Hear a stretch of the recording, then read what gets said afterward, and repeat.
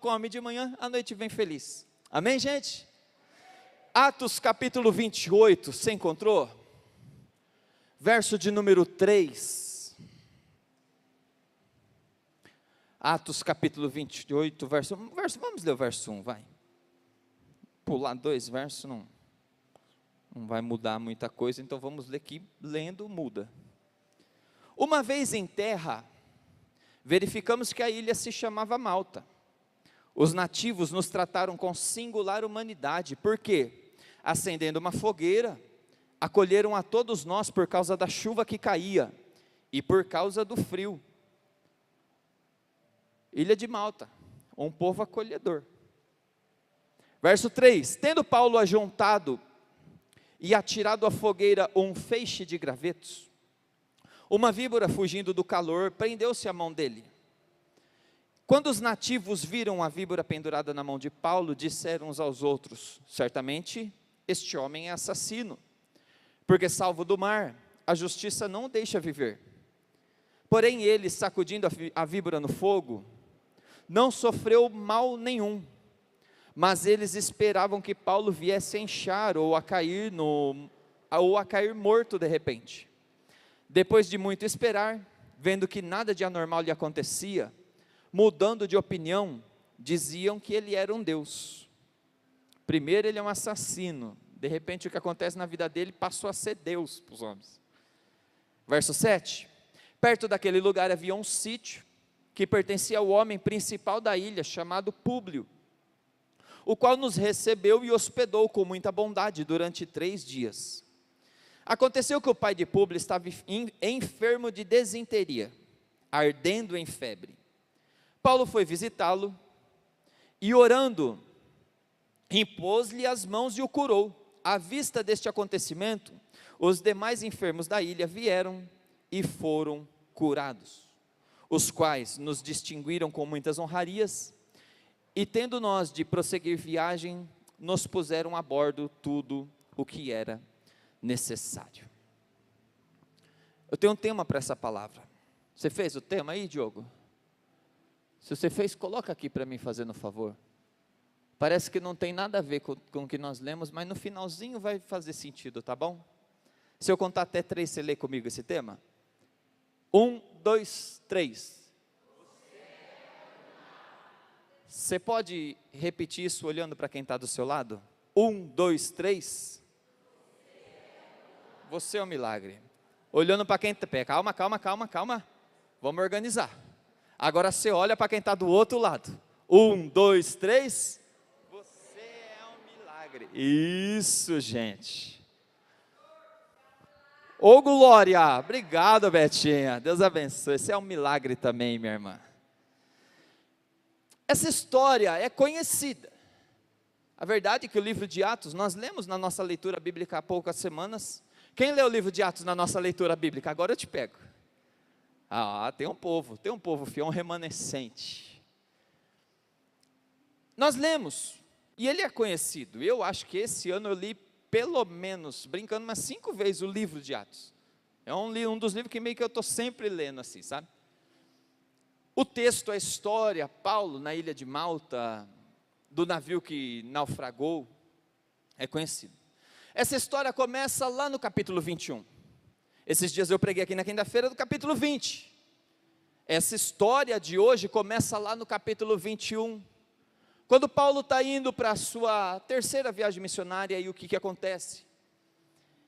Os apóstolos não queriam que ele fosse, porque Paulo já estava sendo perseguido pelo povo judeu. O povo judeu não gostava de Paulo, porque Paulo estava pregando o evangelho de Jesus Cristo. E aparentemente, quem tem vindo à escola bíblica dominical entende que isso é apenas aparentemente, ele se contrariava com as leis de Moisés. As leis de Moisés eram regras. Paulo vinha já com o evangelho da graça, trazendo luz àquelas leis. Não era contra, era trazendo luz, entendendo que existia um tempo e explicando. Mas os judeus da época se levantavam contra Paulo e começaram a persegui-lo. E Paulo tinha que fugir de alguns lugares. Assim como Paulo mesmo, antes de se converter, perseguiu os cristãos. Você vai ver que uma parte em Atos, a chave muda e o perseguidor passa a ser perseguido.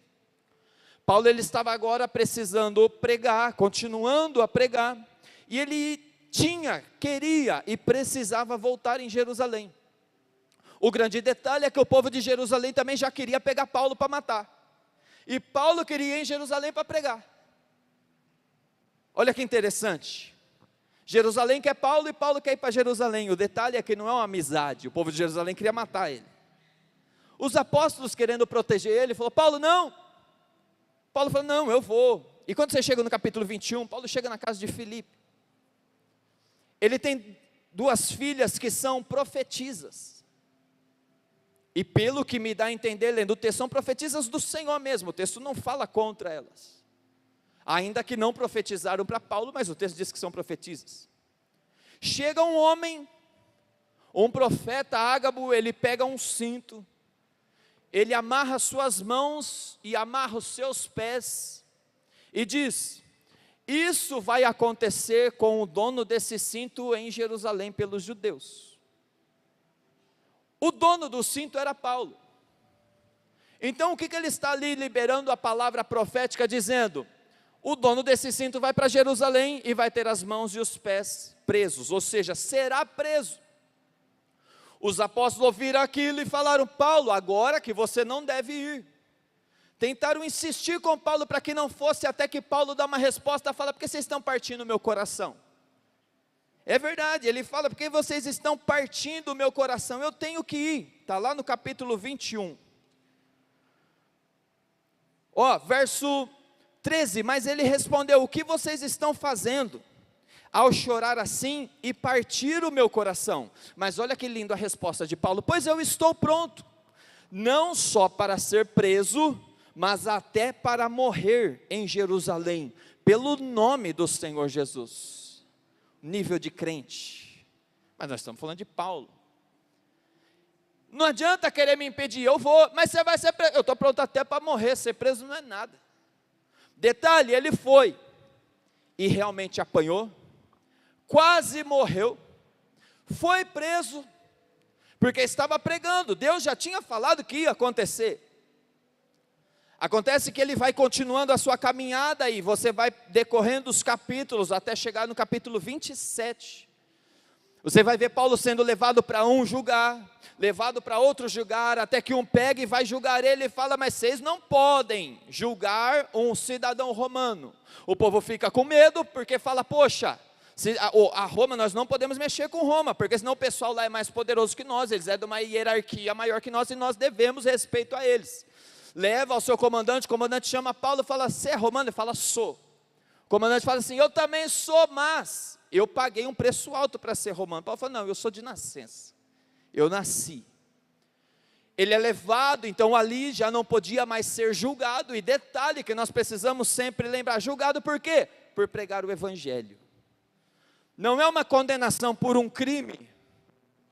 Você vai ver do capítulo 22 até o capítulo 26 que eles estão empurrando um para o outro, porque eles estão tentando achar acusações, e eles não acham. Acham algumas acusações que eles criam, mas não tem uma acusação fixa para poder prendê-lo. Mas quando soube que é cidadão romano, fala: a gente precisa levar ele para Roma. Chega no capítulo 27, você vai ver a história disso acontecendo. No capítulo 27 é onde coloca-se Paulo em um barco. Ele precisa atravessar o mar Adriático, um mar de fortes ondas. Roma, Europa em época de inverno, muito frio, em um tempo que não tinha aquecedor, em um tempo que não tinha essas coisas, e precisa passar pelo mar, e todo mundo sabe que a água do mar é gelada. Paulo está passando, e ali vem, antes de entrar, ele já está junto com homens que são criminosos, que estão sendo levados presos assim como ele. Porque mesmo que ele era inocente, ele estava sendo transportado como alguém criminoso, por pregar o evangelho, por obedecer a Cristo. Cristo avisou que ele seria preso, ele falou: não, tudo bem, eu estou pronto até para morrer. quase morreu nessa. Ele fiel, obedecendo a Deus, vai, entra no barco, começa a navegação, vão de um canto para o outro, para chegar no local, no destino. Até que um certo ponto, Paulo chega ao comandante, que não é o piloto, mas ao comandante daquele local, e fala: olha, a viagem vai ser perigosa. O que Paulo está falando ali? Olha, quer um conselho? Deixa eu parafrasear, quer um conselho? Espera alguns dias. Esse mar é perigoso, quanto mais no inverno. O barco não é o barco da tecnologia de hoje. Eles não ouvem Paulo, ouvem apenas o comandante do barco, o que na minha concepção faz muito sentido. A gente critica, mas faz muito, é que a gente hoje sabe quem é Paulo. Mas se você tem um capitão do barco, que entende de mar, que entende de barco, ele fala: não, dá para ir, eu confiaria no cara, não num cara que não entende de navegação, e vem me falar que não é um bom horário para ir, que não é uma boa época. Humanamente falando, o que nós vamos entender? É um criminoso querendo se livrar da condenação, querendo atrasar a sua condenação. Humanamente falando, era isso que parecia.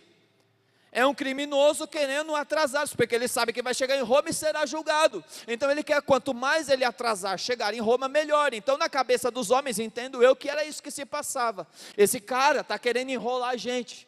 Então vamos assim mesmo. E o detalhe, o que Paulo fala acontece. Eles entram mar adentro e uma grande tempestade vem. Uma coisa que eu preciso que os irmãos entendam é que tempestades são inevitáveis. Nós passamos por algo parecido com tempestade aqui em Bauru, uns 15, 20 dias atrás. Eu imagino que nem se compara com essa tempestade, mas é algo que nós passamos aqui que a gente pode se espelhar. Coisa de 20 minutos, meia hora, arrebentou com a cidade. Mais ou menos uma hora e meia depois eu tive que descer, passar em cliente, passar nos lugares. Eu passei lá no Meridota, na Nuno de Assis, tudo travado, com árvore caído, o trânsito parado, lugares sem energia, o negócio arrebentou tudo. Vidraças de lojas estouraram, telhados foram arremessados longe, árvores que caíram em cima de carro. Um desastre, um negócio assustador. Quem passou lá por aquele lado da Nuno de Assis sabe do que eu estou falando. Assusta. E o detalhe é, a vida do cristão, existe tempestade, e uma coisa nós precisamos entender e ter claro. Por quê? Porque na nossa vida nós passamos tentando correr das tempestades. A verdade é que se você quer andar com Cristo, não dá para correr das tempestades. As tempestades são inevitáveis. Elas vêm. Cabe a nós aprendermos a lidar com elas. Cabe a nós entendermos o que Deus quer nos ensinar através delas. Elas vêm, tempestades são inevitáveis. Não tem como alguém olhar e falar: vai vir uma tempestade, então vou fazer um trabalho, alguma coisa para que essa tempestade não venha. Se ela tiver que vir, se ela quiser vir, ela vem. Na força, nós não podemos diminuir a força da tempestade, mas eu posso aumentar a estrutura da minha casa. Eu não consigo diminuir a intensidade da tempestade, mas eu consigo aumentar, intensificar a edificação da minha casa. Esse é o ponto. Às vezes nós passamos a vida inteira tentando resolver situações para correr de tempestades, e tempestades são inevitáveis. Cabe a mim entender o que a tempestade quer fazer, o que ela quer me ensinar. Tempestades são imprevisíveis, existe a previsão do tempo, IPMET, todas essas coisas, mas nós nunca sabemos a intensidade que ela vem, e como, e a hora exata que ela chega. Mas uma coisa é certa, tempestades são pedagógicas. Tempestades servem, há coisa boa na tempestade. Se você esquecer de toda essa pregação, você precisa lembrar dessa frase: há coisas boas na tempestade. Deus usa tempestades para nos ensinar. Tem uma frase popular que diz aí que ventos calmos não formam bons marinheiros. Muitas vezes nós oramos e falamos: Deus, me dá força. Aí a gente acha que Deus vai aumentar nosso músculo, a gente acha que Deus vai aumentar nossa paciência, e sabe o que Deus vai fazer para te dar mais força? Te colocar no meio de uma tempestade. Porque na tempestade a gente fica desesperado, a gente fica assustado, fica perdido, sem saber para onde correr, para onde ir. E Deus está falando: na tempestade eu quero te ensinar. Porque pode ter tempestade, pode ter bonança, mas tanto na bonança quanto na tempestade existe alguém que eu não consigo acalmar a tempestade, eu não consigo tirar a tempestade, eu não consigo impedir que a tempestade venha, mas tem alguém que mesmo na tempestade ele não perde o controle de nada, de nenhuma situação. Ele quer nos ensinar algo. Então, quando olhar para a tempestade, ao invés de fugir da tempestade, porque tanta gente começa, tem dons, tem talentos, tem chamado de Deus, começa o ministério, começa a prosperar ministerialmente, começa a prosperar na sua vida, começa a crescer, mas basta vir uma tempestade e volta lá na estaca zero de novo.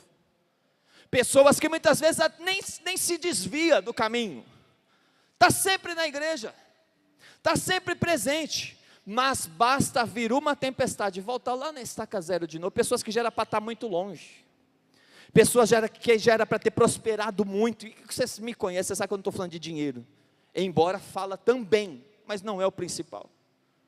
Fala de cumprir o propósito de Deus em todas as áreas. Pessoa que já era para ter crescido muito, pessoas com dons, com talentos, com habilidades, com chamada de Deus, que quando você vê trabalhando, você se encanta, você fala: meu Deus, que bênção, mas basta vir uma tempestade, corre da tempestade, fica com medo da tempestade, não edificou o seu ministério, a sua casa, e a tempestade às vezes derruba tudo, aí volta lá na estaca zero de novo, e a vida é continuar, oscilando em altos e baixos, uma hora está voando, uma hora está se arrastando, uma hora está lá em cima, outra hora está precisando reconstruir tudo do zero. O Senhor nos trouxe aqui essa noite para falar: vamos começar a firmar os alicerces da nossa vida em Deus. Porque tempestades são inevitáveis, elas vão continuar vindo. Só que tem um jeito de nós permanecermos em pé, estarmos firmados na rocha que é Cristo. Balança, dá medo, assusta, mas ela passa e você continua. São fases que dá medo, são fases que nós talvez não estamos muito empolgados, muito animados, mas nem por isso paramos. São fases em que parece que as coisas não estão dando certo, a gente olha para a realidade, é tudo assustador, mas nem por isso eu vou parar. Por quê? Porque existe alguém que me chamou, e quem me chamou tem o controle da tempestade. São pedagógicas. Só que pensa comigo, agora tem o Paulo passando. Paulo está passando no meio da tempestade. Por quê? Porque ele é inocente, está sendo levado para ser julgado sendo inocente. Ele avisou que não deveria pegar o navio não deveria partir. Ele avisou, então ele além de tudo era inocente na tempestade, porque ele avisou que não seria uma boa hora para partir. E está sendo levado, só que numa dessa, Deus fala com ele. Tempestade serve para você ouvir a voz de Deus. Tempestade serve para você ouvir Deus falar com você, porque muitas vezes, quando estamos na bonança, a vida está fluindo tão bem, que não dá tempo de ouvir Deus. A vida está fluindo tão bem na bonança, que talvez não dá tempo. Não, eu tenho tanta coisa para fazer, esse negócio de ouvir Deus, eu já sei o que Deus quer. Eu já ouvi Deus há 2 anos atrás, e agora eu já sei que estou seguindo aqui, ó. Tempestade serve para nós pararmos, olharmos e falar: eu não tenho o controle. Quem tem? Deus. Então Deus, fala comigo. Deus, me ajuda. Porque quando a gente vai buscar a Deus, tendo a consciência que nós não temos o controle da situação, a gente vai quebrantado, a gente não vai soberbo, a gente não vai arrogante, a gente vai pedindo misericórdia dEle. A tempestade está lá. Paulo tem um contato com Deus. O anjo do Senhor aparece a Paulo, e ele fala com Paulo, falando com Paulo, ele diz: Paulo, fica tranquilo. Vamos lá para o capítulo 27, o verso 21. Eles já estão há 14 dias na tempestade, já estão preocupados, assustados. Paulo já está olhando para eles e trazendo uma sentença, e fala: ó, havendo todos estado muito tempo sem comer, Paulo, pondo-se em pé no meio deles, disse: senhores, na verdade era preciso ter me atendido e não partir de Creta. Paulo não podia deixar a oportunidade passar. Essa primeira fala de Paulo é assim: ó, eu avisei. Sabe aquele negócio que a gente fala que crente não pode fazer? A gente prega que crente não pode fazer. Não. Avisa, a pessoa não te ouviu, depois está passando na dificuldade, a vontade de chegar: eu te avisei. Paulo falou. O que Paulo está falando aqui, ó, vocês deviam ter me ouvido, não era para ter partido. O detalhe é, ele falou, mas ele está sofrendo junto com todo mundo. Mas vamos continuar, que não era nem esse o ponto. Verso 22, mas agora, aconselho que tenham coragem, porque nenhuma vida se perderá, mas somente o navio. Porque esta mesma noite, um anjo de Deus a quem pertenço e a quem sirvo. O anjo de Deus não é apenas a quem eu pertenço a Ele, mas eu também sirvo a Ele. A gente quer muito pertencer a Deus, porque pertencer nos dá muitos direitos. O pertencer me dá direitos, e está certo, mas o que Paulo está falando, eu pertenço e sirvo. Eu tenho direitos, mas eu também tenho deveres. O anjo dele me apareceu, ele esteve comigo, verso 24, dizendo: Paulo, não tenha medo, é preciso que você compareça diante de César, e eis que Deus por sua graça lhe deu todos os que navegam com você. Portanto, senhores, tenham coragem, pois eu confio em Deus, que tudo vai acontecer conforme me foi dito, porém é necessário que sejamos arrastados para alguma ilha. O que Paulo está falando é assim, ó, não me ouviu, mas agora eu tenho moral para falar, porque vocês viram que eu estava certo. Se tivesse me ouvido, vocês sabem que estaria numa vida melhor, mas não me ouviu. A partir de agora vou falar, vou te dar mais um conselho. O que é? Fica tranquilo, come alguma coisa.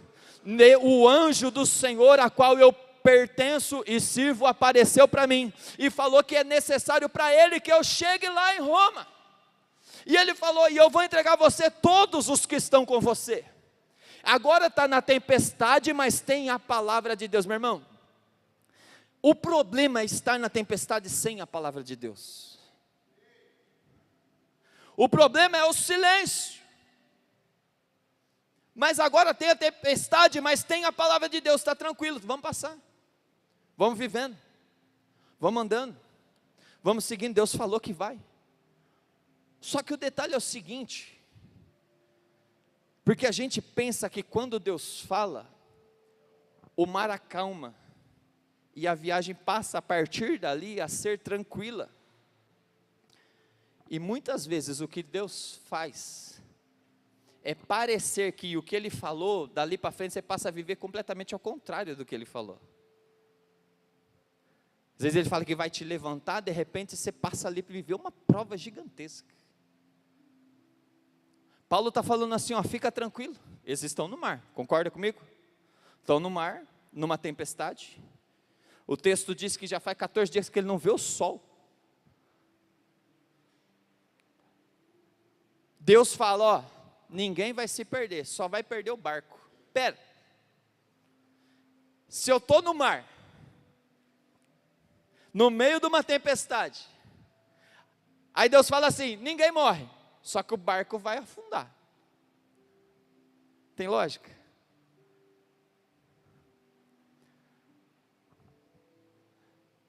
A grande questão é essa.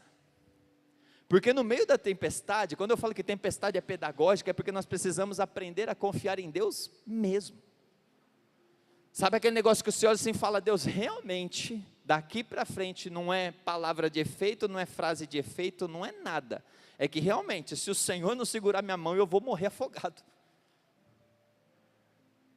Deus fala assim, ó, ninguém vai morrer, mas o barco vai afundar. Opa! A segurança do povo é o barco. A tempestade nos leva a uma dependência de Deus.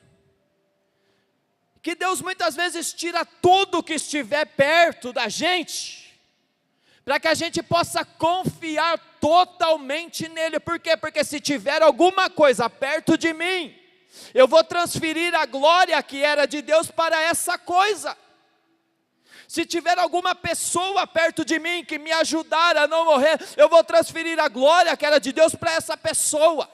Se tiver algum objeto, então Deus permite. Entenda uma coisa, por quê? Porque quando nós estamos no barco, imagina comigo a cabeça sua, a minha hoje, eu já estou sendo preso, carregado como um homicida, carregado como uma pessoa fora da lei, como um presidiário inocente, estou enfrentando tempestade inocente, as pessoas não me ouviram, e agora a minha segurança é o barco. Aí Deus fala, você não morre, mas o barco afunda.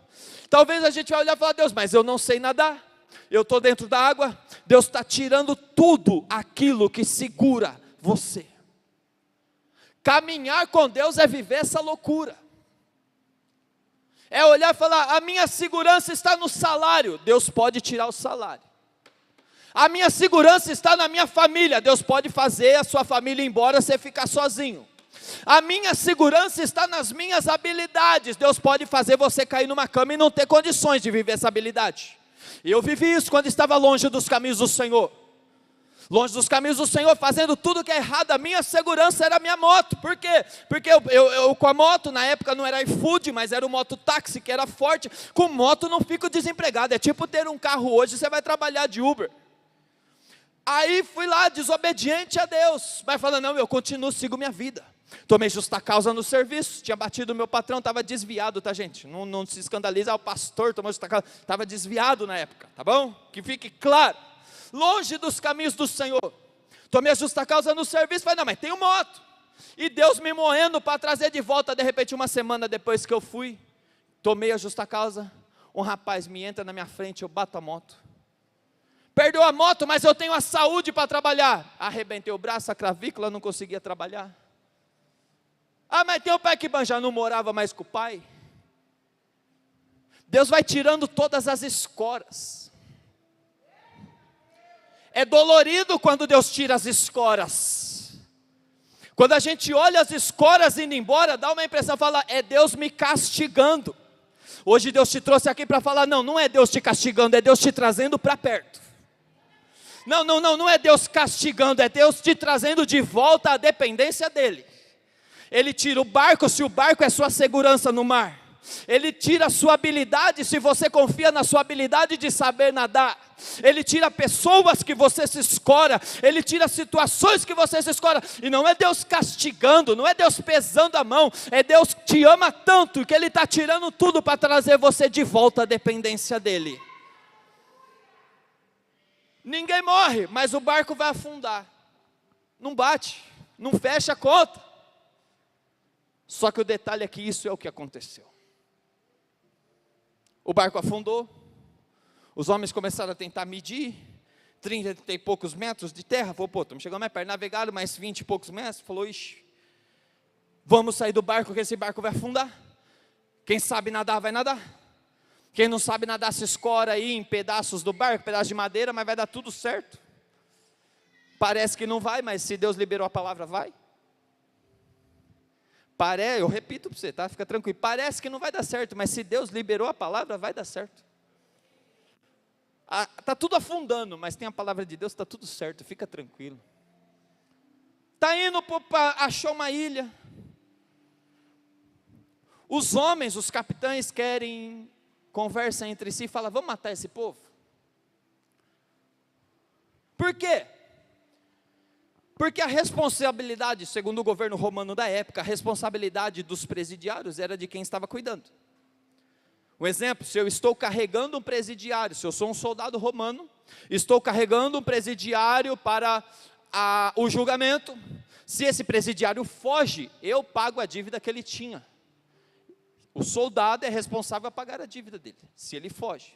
É por isso que quando Paulo e Silas estavam na prisão, a porta se abriu, enquanto eles oravam e louvavam, veio um terremoto. Aí o carcereiro, na hora que acordou, depois do terremoto, viu que todo mundo está indo embora, ele foi se matar. Por quê? Porque a dívida dele seria muito grande. Paulo fala, não faz isso não, está todo mundo aqui, ninguém fugiu, fica tranquilo. É mais ou menos a mesma coisa. Então eles estão olhando aqui e falam, vamos matar todo mundo. Por quê? Porque eles vão fugir.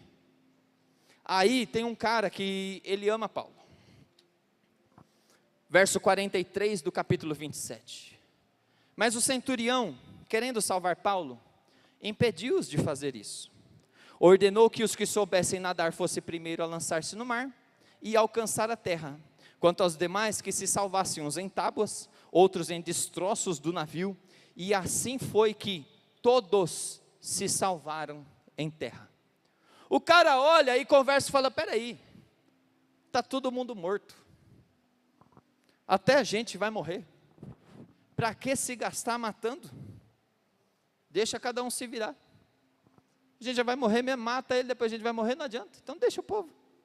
Mas ele diz isso para salvar Paulo, está no início do verso 23, mas o centurião querendo salvar Paulo. Existia um intercessor de Paulo ali no meio daquele povo. Eles saem, chegam todos na ilha. Entenda uma coisa, recapitula comigo. Paulo avisou que não era um bom período para viajar. Não ouviram Paulo. Foram. Paulo passa pela tempestade, porque o povo não ouviu ele, mas ele teve que passar junto. O navio naufraga com todo mundo e Paulo também. Não sei se ele sabia nadar ou se ele foi agarrado em algum destroço do navio. Mas ele foi. A princípio, lá no princípio, ele está sendo preso e condenado injustamente. Ele está passando por tantas coisas que não faz sentido. Por quê? Porque o que ele está fazendo era o correto. Agora ele chega numa ilha chamada Malta. Chegou na ilha, tinha a OBPC Industrial lá, uma igreja acolhedora. Uma vez em terra verificamos que a ilha se chamava Malta. Os nativos nos trataram com singular humanidade, porque acendendo uma fogueira, acolheram a todos nós, por causa da chuva que caía, e por causa do frio. Achou uma ilha no meio do nada. Que coincidência, né, Neto? Você andar com Deus, vai acontecer tanta coincidência na sua vida, irmão. Se você começar a andar pela fé, andar com Deus, você vai ver que as coisas, tanta coincidência, todo dia vai acontecer, tanta coincidência, tanta coisa, do nada. Mas só experimenta esse do nada quem confia em Deus. Só experimenta essas coincidências quem decide andar com Deus, quem decide obedecer à voz de Deus. Aí, coincidentemente, na hora que o barco afunda, arrebenta tudo, tem uma ilha ali perto. As madeiras que quebra do barco é suficiente para salvar toda a tripulação. E que coincidência. Todos os que não sabiam nadar, tinha madeira suficiente para eles quebrada lá. Chegaram na ilha, a ilha acolhedora. Por quê? Porque estão com frio. Vem da água, época do inverno, frio, mar. Chega na ilha, o povo da ilha acolhe Paulo. Não só Paulo, toda a tripulação. Aí vem o Paulo servo, e aqui eu preciso que você entenda comigo. Porque, meus irmãos, eu no lugar de Paulo, se Deus não me convertesse, Deltão, eu ia chegar na ilha brava e dando bronca em todo mundo. Vocês não me ouvem? Estou falando que não era para a gente ter entrado nesse mar. Talvez dar aquela carteirada e ter mais. Vocês só estão vivos porque eu estava nesse barco. Porque o anjo que salvou nós me falou que ninguém ia se perder porque eu tenho que chegar em Roma. Então, fiquem pianinho. Humanamente falando, não dá vontade de ir. Outra coisa, vocês não morreram por causa de mim, mas eu passei pela tempestade por causa de vocês, porque vocês não me ouviram. Talvez, se o seu temperamento for diferente, o que você vai fazer? Se isolar, falar, cada um cuida da sua vida. Se Deus quer que esse povo chegue lá por causa de mim, Deus que faz, eu não tenho nada a ver com isso, eu vou ficar na minha. O povo não me ouve. o povo não me dá ouvido, o povo não entende nada. Não, o que Paulo faz? Paulo é servo. Paulo é servo. O povo não ouve, mas ele não deixa de ser servo. O povo não dá ouvido à sua voz, o povo não presta atenção no que ele fala, o povo não vai na dele, mas ele não deixa de ser servo. O povo da ilha fez uma fogueira, o povo lá da ilha, não os que sofreram naufrágio, o povo da ilha para colher, fez uma fogueira para esquentar eles do frio. O que Paulo faz? Ao invés de se aquecer na fogueira, ele vai pegar mais lenha para pôr na fogueira. Deixa o povo rebelde se aquecendo, senão eles vão morrer. Não vão morrer porque Deus falou, mas vai sofrer. Porque Deus permite, Deus fala que não vai morrer, a gente pensa que vai viver uma vida em abundância, tranquilo. Não, tem frio, tem naufrágio. O que importa é chegar do outro lado. Talvez a gente ouve a história do povo hebreu passando pelo Mar Vermelho. Quando Deus abre, eles chegam do outro lado, pés enxutos. Aí a gente começa a pregar e tem louvores falando: você não vai nem molhar o seu pé passando por isso. Não, peraí, depende do contexto, porque eles não molharam o pé. Paulo precisou ir nadando. Jonas precisou ir dentro de uma baleia. Pedro começou a andar, mas começou a afundar. Jesus estendeu a mão para ele, mas ele saiu molhado da água, passou susto. Então não é, a grande questão não é se eu vou chegar lá seco, se eu vou chegar lá machucado, mas eu preciso chegar do outro lado. A grande questão, machucado, molhado, seco, hipotermia, cheguei, está tudo certo, cheguei. Porque a gente pensa que o sofrimento e a dificuldade é que Deus não está no negócio. Não, Deus permite sim. Paulo era inocente. O povo de Israel ainda era rebelde, passou no mar seco, no meio do mar. Paulo inocente, quase morre afogado. Os critérios de Deus, vai orar e vai perguntar para Deus por quê. Eu só estou abrindo os textos aqui para você. Agora o que acontece? Chega lá na ilha. O calor, frio, mas calor da fogueira. Paulo fala: eu preciso trabalhar para eles. Isso é ser cristão. Isso é ser servo.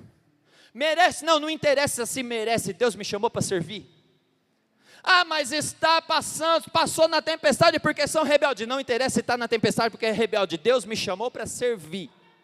Não interessa se está pagando pelos pecados, Deus me chamou para servir. Então Paulo vai lá, pega graveto, pega um monte de graveto, fez de graveto, joga na fogueira para pegar fogo. E no meio desses gravetos me vem uma cobra. Com violência, que ela se agarra à mão de Paulo, ao ponto que Paulo precisa chacoalhar a mão, para que a cobra caia na fogueira. O povo da terra que não conhece Paulo, olha e fala: rapaz, esse é um assassino dos bravos. Porque matou uma cobra? Não, é porque os deuses não querem deixar ele viver de jeito nenhum. Sabe, talvez a gente para na nossa vida e fale: acho que Deus está bravo comigo. Eu estava falando hoje na EBD aqui, olhando o que está acontecendo aqui, em Bauru principalmente. Esses dias eu falei para a Mara, eu acho que Deus está bravo com a gente mesmo, né? Esse monte de fogo, falta de água seca, ruim para respirar. Está todo mundo ruim, não é pecado de uma pessoa só não, Deus está muito bravo, pelo amor de Deus. Conversa minha, tá? Se é teologicamente errado, você me perdoa. É questão minha, com a minha esposa no carro. E aí eu abri para a igreja. Mas foi, nossa, Deus deve estar bravo, né? Uma fumaceira, terça-feira viemos embora aqui, uma fumaceira vindo de lá da sede até na minha casa. Parecia aquela neblina pesada, mas era fumaça de mato queimando. Eu falei: poxa, isso que Deus está bravo. Às vezes a gente olha para a nossa vida e parece que as coisas vão acontecendo, você fala: não, é Deus bravo. É o que o povo olhou para Paulo e falou: cara, está dando tudo errado na vida dele.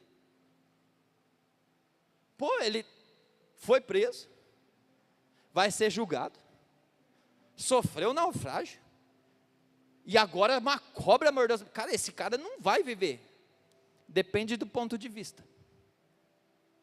Porque se você olhar e falar: poxa, esse menino pode ser muito querido por Deus, porque o diabo está tentando matar ele de tudo quanto é jeito. Como você olha para a sua vida? Sabe aquele dia você olha assim: foi mandado embora do serviço, mas tudo bem, eu tenho saúde, vou procurar outro serviço. Aí de repente vem uma dor e te preocupa, e o diagnóstico médico deixa mais assustado ainda. Você fala: poxa, eu confiava na minha saúde, mas agora vou precisar cuidar da minha saúde, mas eu estou sem serviço. De repente vem uma ligação de uma dívida que você nem sabia que tinha e agora estourou e você precisa resolver a dívida. Aí você fala, vou na igreja, aí chega na igreja e briga com alguém. Isso não acontece na igreja em nome de Jesus, né? Nos departamentos, vocês são uns amores. Mas sai da igreja bravo. Aí chega em casa, briga com a família, você olha e fala, poxa, está dando tudo errado. Nada está saindo do jeito que planeja. Aí o diabo usa pessoas para falar, você está em pecado, lembra do Jó? Você está em pecado mesmo, hein, cara? Nada que você faça está agradando Deus. Hoje Deus te trouxe aqui para falar, não. O diabo está lutando e se levantando contra você em todas as áreas. E se você ainda está vivo, é porque a mão de Deus está te guardando. Pode se levantar tempestade, pode se levantar acusação injusta, pode se levantar cobra, pode se levantar naufrágio, pode se levantar o que for. Você continua em pé, porque a mão de Deus está te protegendo. Só que o detalhe é o seguinte, e eu encerro, eu acho. Verso 3, verso 4, do capítulo 28. Quando os nativos viram a víbora pendurada na mão de Paulo, disseram uns aos outros, certamente este homem é assassino, porque salvo do mar, a justiça não o deixa viver. Verso 5, porém ele, sacudindo a víbora no fogo, não sofreu mal nenhum. Verso 6, mas eles esperavam que Paulo viesse a inchar, ou cair morto de repente. Deixa eu te passar um ponto. Princípio de liderança. Se você vai trabalhar esperando o reconhecimento de alguém, você vai se enrolar. Eu tive na sede, eu falei isso esses dias na sede. Se você vai trabalhar na obra, se você vai trabalhar na sua família, se você vai trabalhar para o seu patrão e for esperar reconhecimento, você vai se enrolar. Às vezes vem, às vezes não vem. E o detalhe, quando você está esperando, costuma não vir. Porque Deus vai tratar o seu orgulho. Pastor, o que isso tem a ver com o versículo? Paulo desceu com frio. O pessoal fez uma fogueira para ele se aquentar. No verso 1 nós vimos que era um povo acolhedor. Agora Paulo, ao invés de se aquentar, ele vai querer fazer essa fogueira ficar mais forte, para ajudar as pessoas, para servir. Aí na hora que a cobra pica ele recebe acusação, primeiro, esse cara é assassino. O povo que ele está cuidando agora está chamando ele de assassino. Tudo bem. Agora, além de chamá-lo de assassino, o que esse povo faz? Se alguém aqui é picado por uma cobra, orar, primeira coisa, e corre para o hospital. Ah, não tinha hospital na época, uma ilha, mas tinha as ervas, tinha as coisas que serviam de remédio. Ninguém se levantou para socorrer Paulo, você viu isso? Uma cobra mordeu o cara, e aí o povo da ilha falou, ele é um assassino, e ficou parado, esperando ele morrer. Você nunca tinha lido esse versículo desse jeito, né? O povo falou, é assassino, Deus não quer deixar ele viver mesmo. Mas ninguém foi lá correr com o cara, Rafão. Ninguém foi lá, não, ó, faz no mínimo faz um torniquete no braço, se a cobra picou a mão, faz isso aí é coisa de milenar, isso não é coisa de hoje. No mínimo faz um torniquete para o veneno não espalhar para o corpo. Não, todo mundo parou e ficou esperando Paulo cair morto. É aí que está, se nós servirmos as pessoas, esperando reconhecimento, esperando que façam o mesmo por nós, a gente vai se enrolar. É por isso que você precisa estar firmado em Cristo, porque Cristo não te decepciona. Paulo está falando, nós lemos o versículo aqui, o anjo do Senhor, a qual eu pertenço e sirvo. Então Paulo está cuidando de pessoas, porque ele serve a Cristo, porque ele serve a Deus, e Deus não decepciona, tanto que a tempestade, Deus não deixou que tempestade matasse Paulo, o naufrágio, Deus não deixou que naufrágio matasse Paulo, a cobra venenosa, Deus não deixou que cobra venenosa matasse Paulo, porque o povo não tinha consideração nenhuma, mas Deus estava protegendo o seu servo. Deus protege. Agora tem o cara lá, que todo mundo está esperando a morte, e ninguém vai estender a mão. Todo mundo esperando morrer, aquele que te serviu. Passou o tempo, o que eles fazem? Passou muito tempo, o homem não morreu. Poxa, esse não é qualquer um. Não é antes é Deus que quer matar ele, agora não, ele é um Deus. O povo viaja, eu não tenho tempo de entrar nesse detalhe agora. Mas eles transferem 100%, dois extremos.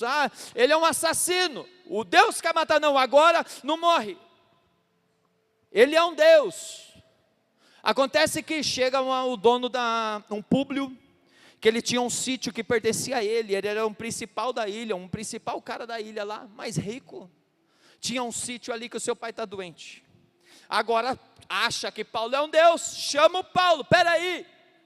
O homem que antes estava esperando, todo mundo esperando a morte, todo mundo esperando que acabou a vida, agora na hora que precisa de alguém para pôr a mão e ser curado, olha para aquele cara que antes eu chamei de criminoso, que antes eu chamei de assassino, que antes eu falei que Deus não gostava dele, ele não precisou se defender, ele não precisou falar que as pessoas estavam erradas, ele apenas não parou de fazer o que Deus chamou ele para fazer. Chamaram Paulo, Paulo ora para o pai de Públio, que estava enfermo com febre. Paulo põe as mãos e o homem é curado. A partir dali o que acontece? As pessoas da ilha que tinham gente enferma começou a trazer a Paulo as pessoas enfermas, e Paulo ia pondo as mãos e as pessoas iam sendo curadas. Deixa eu te falar uma coisa, e eu encerro aqui, louvor, se quiser subir, vem aqui me ajudar. O que está acontecendo aqui? Primeiro tem uma acusação, tem um homem que aparentemente Deus não quer que ele vive, se pelo ponto de vista humano, de tanta luta que está passando, parece que Deus está castigando nos nossos termos, né? Parece que Deus está pesando a mão, parece que Deus está irado, e Paulo está andando em obediência a Deus. Se ele fosse parar e esperar reconhecimento, se ele fosse ficar triste porque ninguém ouviu a sua palavra, se ele fosse olhar para as circunstâncias, ele teria parado no meio do caminho, ele nunca teria vivido essa experiência, mas ele permaneceu fiel ao que Deus chamou ele para fazer. Não tem reconhecimento humano, ele está cuidando de pessoas e as pessoas estão esperando ele morrer. Ele se levantou para ajudar a pessoa, ele está ensinando e ninguém está ouvindo ele. Ele simplesmente permaneceu ele para fazer. Se você permanecer fiel, meus irmãos, não são dias apenas de bonança, não. Vem dia de tempestade, vem dias de portas fechadas, vem dias que parece que você fala e sua família, seu vizinho, seu ministério, o departamento, seja quem for, não vai te dar ouvido. Continue falando, continue pregando, continue obedecendo a voz de Deus. Mas eu sirvo e não sou reconhecido. Continue servindo, porque não é a homem que você está servindo, você está servindo a um Deus. Continue caminhando, não para, continue vivendo, continue obedecendo a Deus, continue, porque a hora que vão olhar precisando de um milagre, vão olhar para você e vão falar, aquela pessoa é um milagre. Eles olham para Paulo agora, e antes parecia alguém condenado, agora eles estão olhando e falando, eu preciso de um milagre. Peraí, aquele cara é um milagre. O fato dele estar vivo é um milagre. O fato dele estar de pé é um milagre. O fato dele estar adorando a Deus na igreja, mediante a tudo que ele já enfrentou, é um milagre. O fato dele estar servindo ao ministério é um milagre. O fato dele estar pregando a palavra de Deus é um milagre. O mundo precisa olhar para você e para mim, e não esperar que aconteça um milagre. Eles precisam primeiro olhar para nós e ver o milagre de Deus na nossa vida. Se coloque em pé. Eles precisam ver o milagre de Deus em você primeiro. Você é um milagre. Milagre de Deus. A gente passa a vida e Dinho até chora, você é um milagre, Dinho. O mundo olha, e eu lembro que eu tinha uma estamparia, o Dinho passou com a enxada nas costas, eu nem conhecia. Passou com a enxada nas costas, quer que limpa aí? Noia no último, Raeder. De repente eu olho na igreja, converso com o Rafão, falo, não acredito que é seu pai, Rafão. Lembra aquela conversa que nós tivemos, nem Efraim? Aí você olha para o Dinho hoje, você fala, ele é um milagre. Se você olhar para a sua vida, você já teve tantos motivos de desistir. Aqui tem pessoas que já foram abusadas na infância, tem pessoas que já tentaram suicídio, tem pessoas que já abandonaram tudo, tem pessoas que já foram presas. Aqui cada um de nós somos um milagre, e nós não podemos esquecer disso.